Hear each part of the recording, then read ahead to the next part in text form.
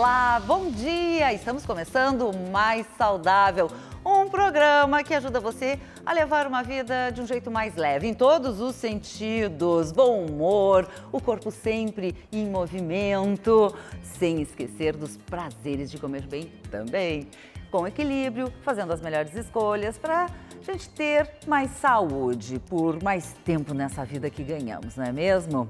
Por isso, vamos cuidar dela da melhor forma que a gente pode. E hoje aqui no estúdio, então, o pediatra Roberto Isler e a nutricionista Joselaine Stimmer. Bom dia. Oi, tudo bem? Bom dia. Tudo bom? Tudo bem? Prazer, Tudo bem. obrigada por estar aqui. Um prazer também no estar estúdio. aqui. Obrigado. Agora, antes de começarmos a nossa entrevista, nós temos um alerta: o excesso de açúcar na alimentação das crianças. Vamos ver? Você comeu tudo? Sim, E por que precisa comer tudo?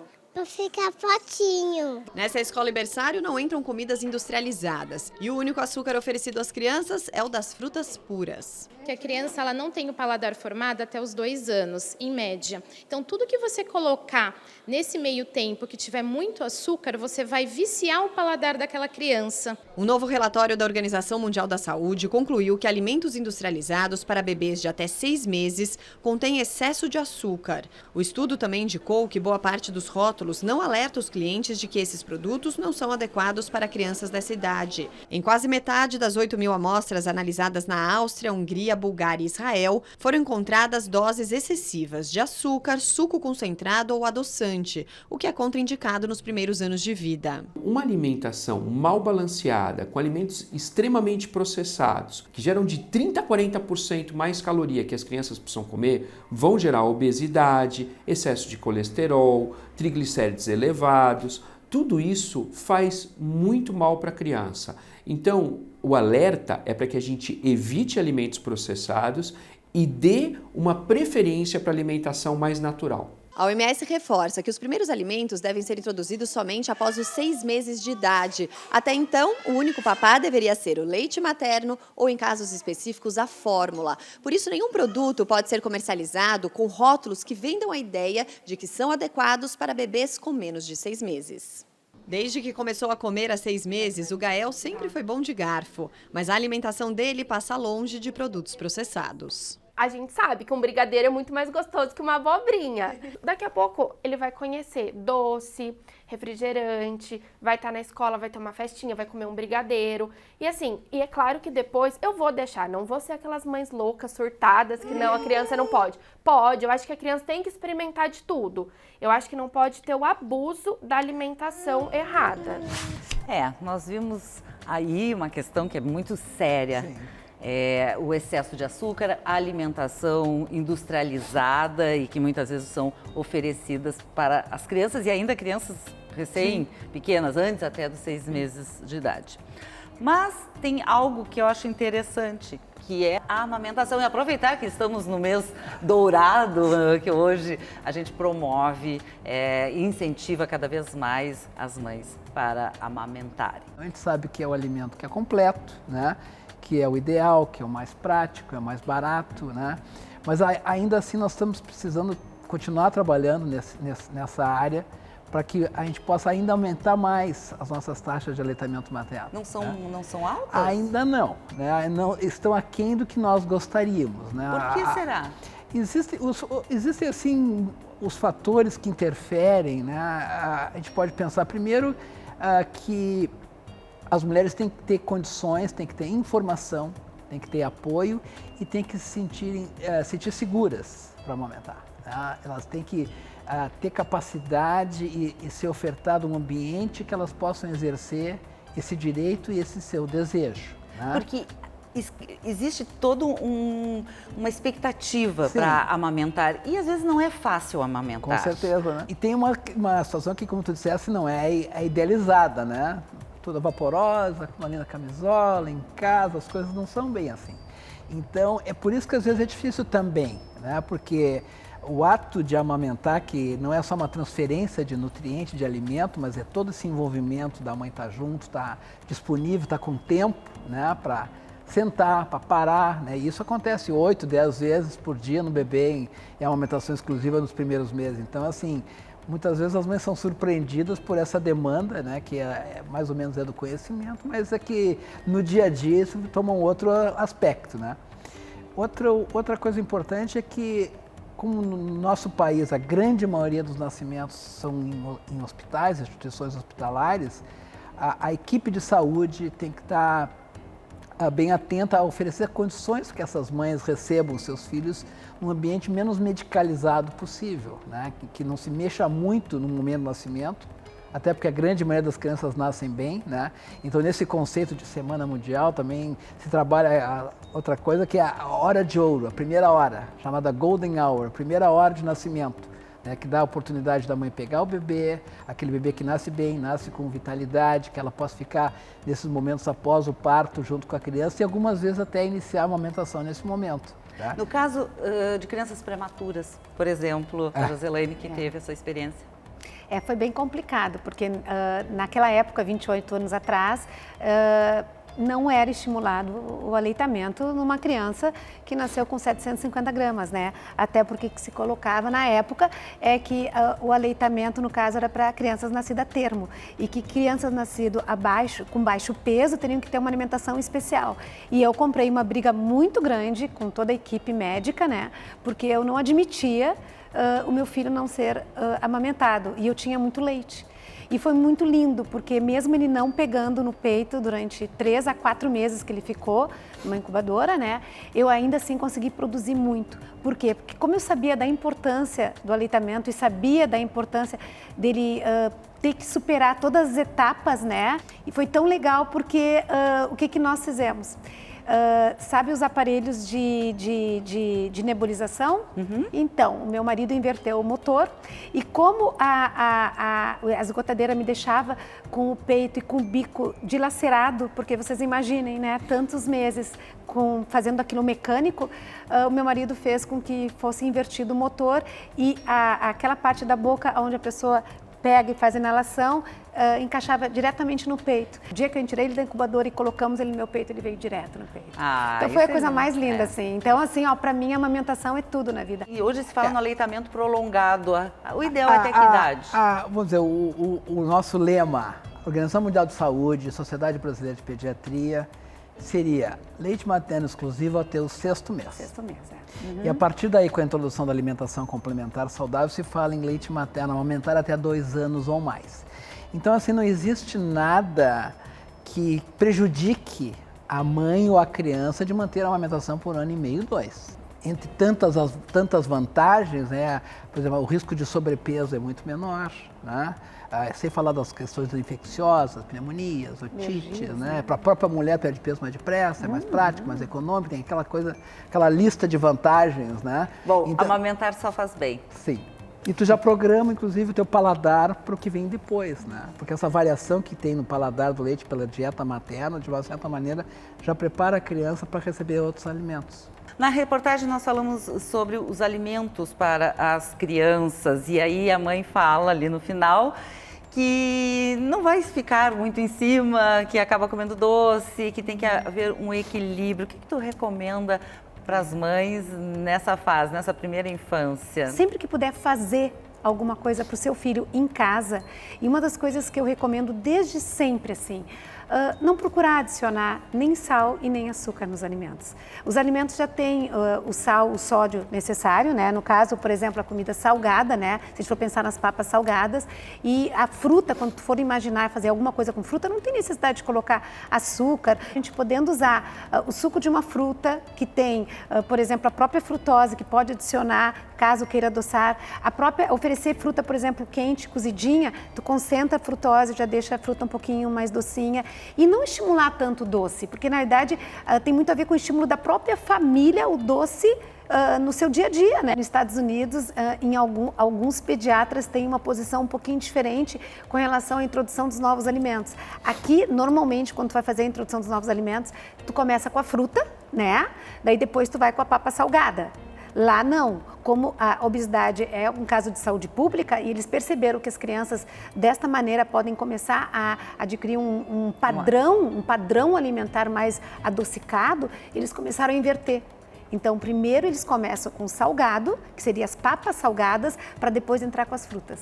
É bem interessante isso.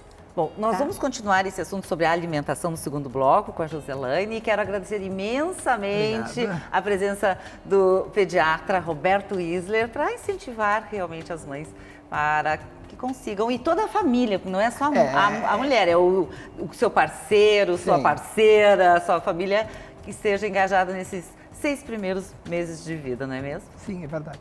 Obrigado pela oportunidade. E agora, no nosso quadro Espaço Saúde, a geriatra Fernanda Cocolic, do Hospital Divina Providência, tem um recado muito importante para quem já passou da primeira infância, há muito tempo.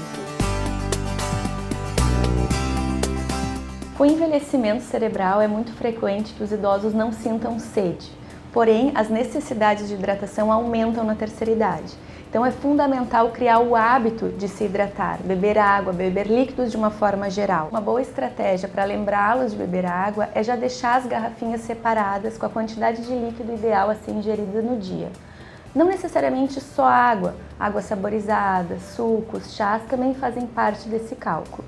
O cálculo que nós usamos para a ingesta hídrica adequada no dia é de 30 ml de líquido a cada quilo por 24 horas. Por exemplo, uma pessoa de 50 quilos deveria idealmente ingerir pelo menos 1,5 litro de água ou de líquidos ao longo das 24 horas do dia. E se você tem alguma sugestão para o programa, envia para o e-mail maissaudável@band.com.br. Agora nós vamos fazer um rápido intervalo e já voltamos.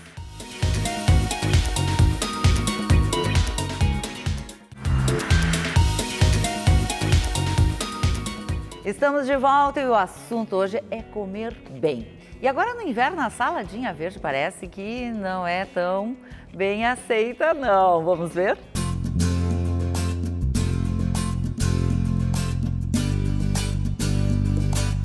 A senhora come salada no inverno?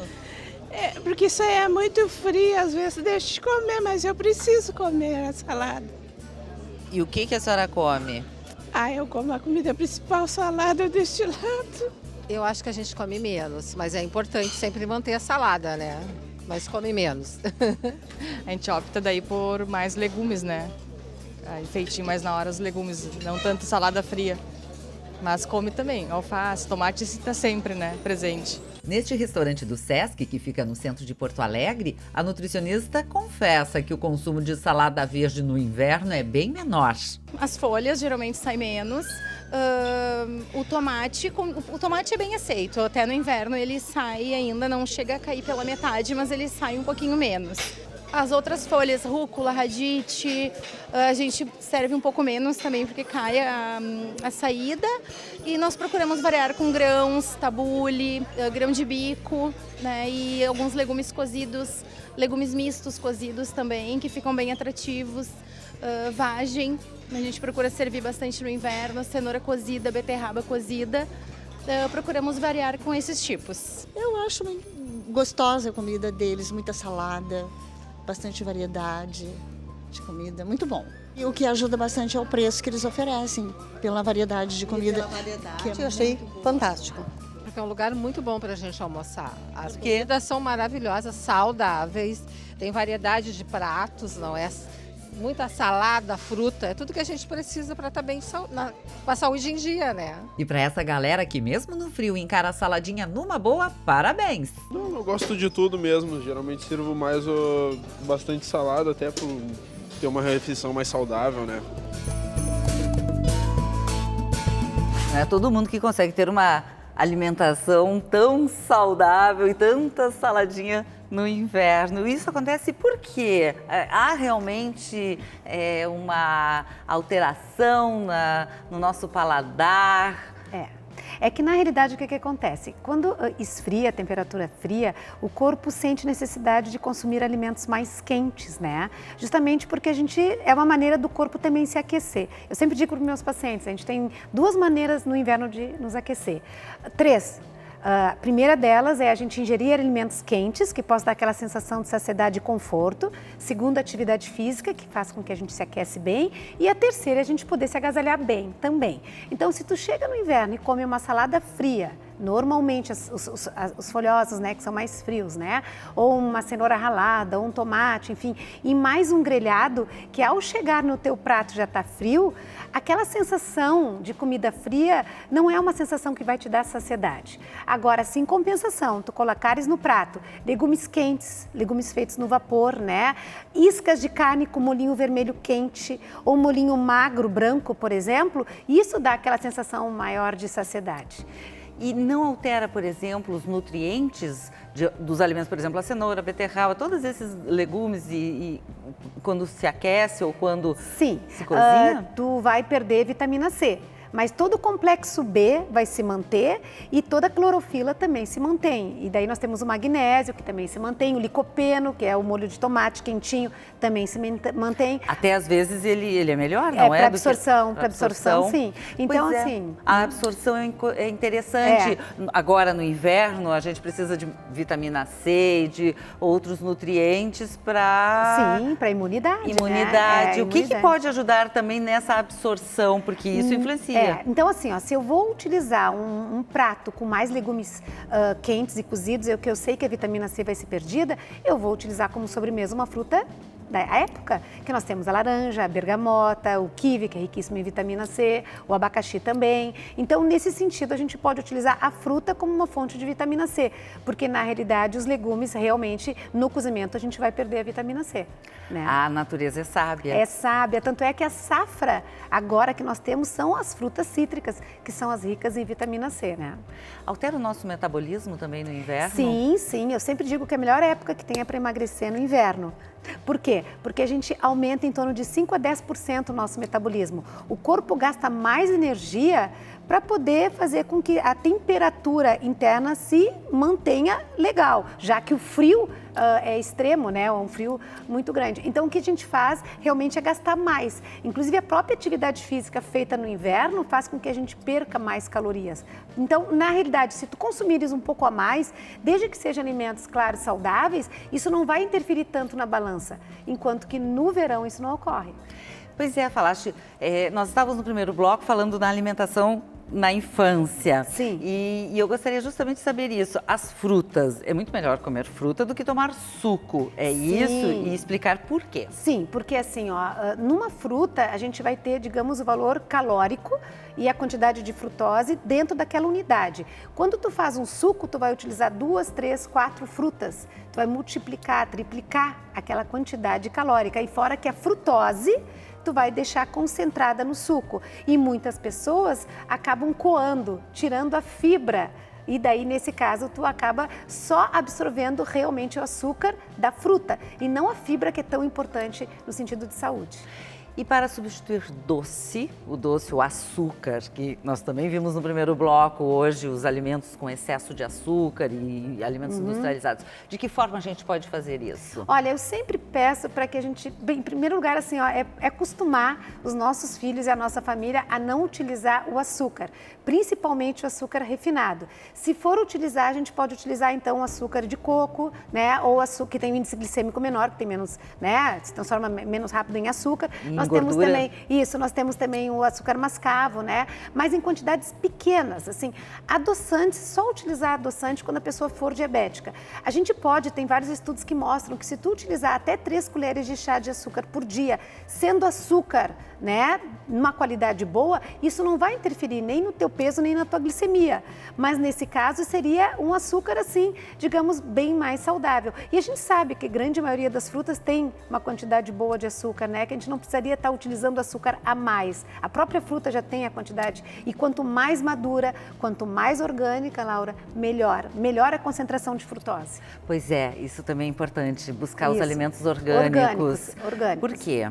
Porque na realidade tu tem uma quantidade de antioxidantes fantástico. Tu imagina que um alimento, quando ele, digamos, não é envenenado, digamos assim que algumas bactérias, alguns bichinhos, né, entram ali dentro. Aquele alimento, aquele vegetal e aquela fruta, para se proteger, produzem mais antioxidantes. Então, é um alimento muito mais vitaminado do que aquele alimento que, digamos, tem aquela capinha, né, de agrotóxico, de veneno, onde nenhum bichinho vai fazer resistência. Com isso, ele não se protege, não produz usa esses antioxidantes. Então, é um alimento que tem uma quantidade menor de vitaminas, por incrível que pareça. Então, quando tu comprares uma maçãzinha orgânica, que esteja um furinho, tu vai dizer assim, bah, essa maçã com certeza é muito mais vitaminada do que aquela que não tem nada. Basta tirar aquele furinho, né, digamos assim, que ela vai ser uma fruta muito mais saudável, né? E de que forma a gente pode higienizar os alimentos? Bom, existem vários produtos já prontos, né, em supermercados, enfim, onde tu pode colocar de molho as frutas, as verduras, enfim, mas também tu pode lavar eles muito bem lavadinhos, com esponja específica para isso, ou mesmo com uma escovinha específica para isso, né? Mas sem o detergente, sem o detergente e nada de usar água sanitária também, que muitas pessoas usam água sanitária, que limpam a casa, até porque, Laura, se a pessoa não souber enxaguar devidamente, acaba absorvendo todos os produtos tóxicos que tem, tanto no detergente como na água sanitária. Isso também não faz bem para a saúde, né? Sim. Agora, no inverno, a tendência é comer mais carboidrato. Isso. Mas o que a gente pode fazer? Já que é uma estação onde realmente a gente tem essa necessidade maior de consumir alimentos que, de repente, possam nos dar mais energia, o importante, então, é saber que tipo de carboidrato eu vou usar. Vamos procurar usar um carboidrato que contém menos açúcar, né? Que são os carboidratos complexos, que são os ricos em fibra.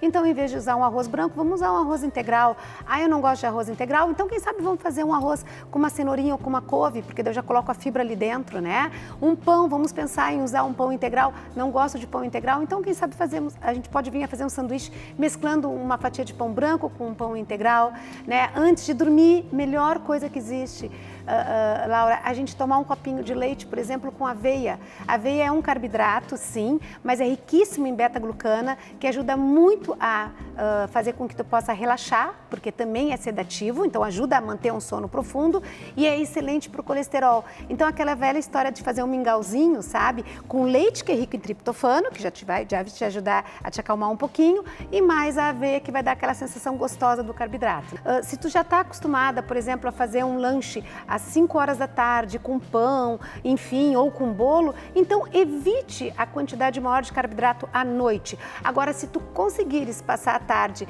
e não tiveres necessidade de comer um carboidrato, utilizar mais leite, iogurtes e frutas, ok, a gente pode utilizar uma quantidade boa de carboidrato à noite, que não comprometa, então, o nosso peso, desde que não seja tão tarde assim, né, para que não ocorra uma absorção tão grande e principalmente que tenha fibra, Laura. É importante a fibra.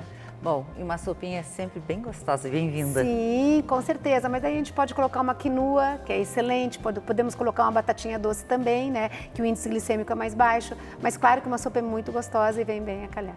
Muito obrigada. Eu que agradeço por todas essas informações. Muito obrigada também pela oportunidade de estar aqui com vocês. Obrigada. Então agora a gente tem uma receita muito gostosa, bem quentinha, feita pela Mari, a famosa guria natureba. Vamos ver? Oi, Laurinha, bom dia! Acho que tu vai gostar dessa receita, hein? Hoje eu separei uma dica bem especial, que é uma receita de sopa de espinafre. É uma opção nutritiva e bem leve para quem está controlando a alimentação, quem está de dieta, quem quer uma refeição um pouquinho mais leve e saudável. A gente vai usar espinafre fresquinho, um caldo de vegetais. Aqui no meu caldo tem cenoura, cebola e salsa. A gente vai usar cebola, alho e batatinha. Pode ser aipim, batatinha, batata doce, enfim, a que vocês preferirem. Eu comprei essa na feira, tá na época, então é uma dica bem legal de usar o que tá na época, né? É mais barato, mais suculento, mais gostoso, mais saboroso.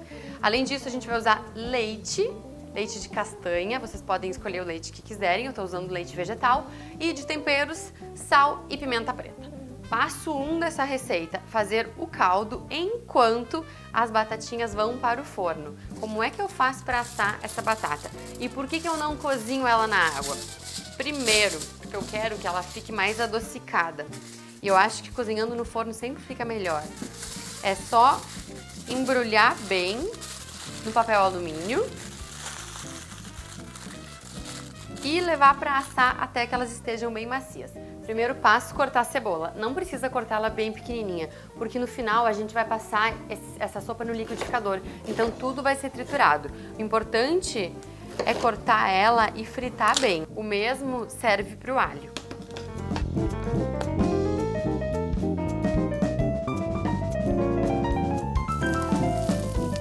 Enquanto a nossa cebola e o alho fritam, a gente vai descascar essa batata que já estava assada e bem macia. Para saber se ela tá cozida, é só colocar a faquinha dentro. Entrou fácil, tá pronta. Não precisa tirar toda a casca, eu tô tirando, sim, as partes mais fáceis, porque a minha batatinha é orgânica. Agora, se ela não for orgânica, minha sugestão é que vocês descasquem bem direitinho. Olha só como fica macia e suculenta. Não fica nadinha ressecada. Então agora eu vou colocar meu espinafre. Eu não jogo nada fora, ainda mais quando orgânico. Então eu só vou dar umas cortadinhas assim e eu vou colocar na panela para abafar.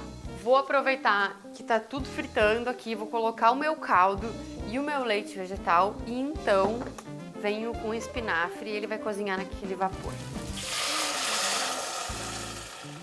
Levantou fervura, hora de colocar o espinafre. Se eu cozinhar demais, vai amarelar, por isso que eu não tampo. E se tampo, eu tampo por uns minutinhos só, fico sempre aqui de olho, tá? Não dá pra esquecer essa receita no fogo. Aqui coloquei todos os ingredientes que estavam na panela e vou bater no liquidificador até que a mistura fique bem lisinha. Volta pra panela. Aqui eu tô colocando pimenta preta moída na hora. Coloquei um pouquinho de sal. E agora vou misturar. Prontinho, é só servir com algumas sementinhas para dar uma crocância, uma semente de abóbora, de gergelim ou de girassol ou um queijinho ralado. Adorei, obrigada Mari. Semana que vem ela volta com outras delícias. E o Mais Saudável vai ficando por aqui. Se você quer rever todos os conteúdos do programa, é só acessar o canal da Band no YouTube. E acompanhe também o Instagram e a nossa página no Facebook. Agora, na sequência, quem está chegando? Alejandro Mala. E eu volto sábado que vem, 9h30, aqui na tela da Band. Um ótimo final de semana para você. Beijo, tchau!